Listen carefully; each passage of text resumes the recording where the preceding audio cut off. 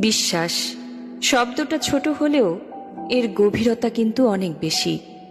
একজন মানুষ যখন কাউকে বিশ্বাস করে তখন সে শুধু কিছু কথা বিশ্বাস করে না, সে নিজের মনটা তুলে দেয় তারই হাতে।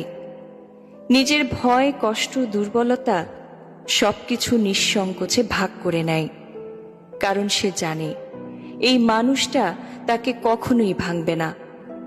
কিন্তু সবচেয়ে ভয়ঙ্কর ব্যাপার হলো বিশ্বাস ভাঙার শব্দ বাহিরে শোনা যায় না, এটা নিঃশব্দে ভেঙে যায় মানুষের ভেতরে।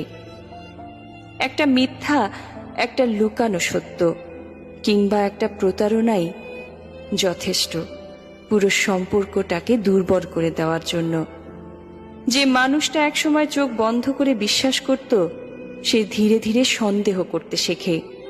তার হাসির আড়ালে জমে থাকে ভয়। সে আর আগের মতো নিশ্চিন্তে ভালোবাসতে পারে না, কারণ ভাঙা বিশ্বাস ঠিক গ্লাসের মতো, জোড়া লাগলেও ফাটলের দাগ ঠিকই থেকে যায়। মানুষ ভুলে যেতে পারে, ক্ষমাও করে দিতে পারে, কিন্তু বিশ্বাস হারানোর এই অনুভূতি কখনোই পুরোপুরি মুছে দিতে পারে না। কারণ বিশ্বাস একবার ভেঙে গেলে সম্পর্ক বেঁচে থাকলেও অনুভূতিগুলো ধীরে ধীরে মরে যেতে থাকে। তাই কাউকে ভালোবাসলে তার বিশ্বাস নিয়ে কখনো খেলবেন না, কারণ ভালোবাসা হারালে হয়তো মানুষ নতুন করে বাঁচতে শিখে যায়, কিন্তু বিশ্বাস হারালে মানুষ ভেতর থেকে বদলে যায়।